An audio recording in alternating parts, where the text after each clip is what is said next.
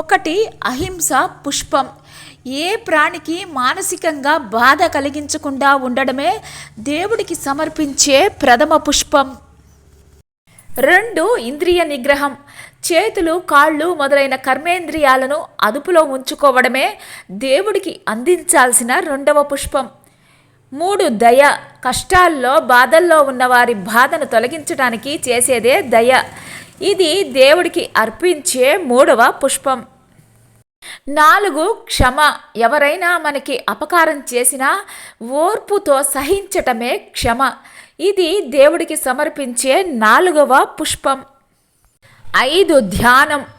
ఇష్ట దైవాన్ని నిరంతరం మనసులో తలుచుకుంటూ ఆయన మీదే మనసు లగ్నం చేయడం.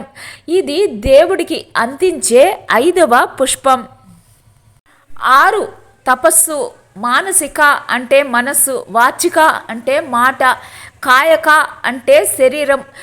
ఈ మూడింటికి నియమాలు ఉండడం తపస్సు. ఇది దేవుడికి ఇచ్చే 6వ పుష్పం. 7 జ్ఞానం. పరమాత్మ గురించి సరైన తెలివితో ఉండడమే జ్ఞానం. ఇది దేవునికి అర్చించాల్సిన 7వ పుష్పం. 8 సత్యం. ఇతరులకు బాధ కలగకుండా నిజాన్ని చెప్పడమే సత్యం.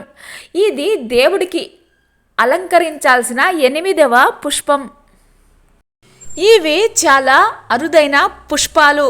వీటిని సమర్పించటం వల్ల భగవంతుడు ప్రీతి చెంది ఎంతో సంతోషిస్తాడు.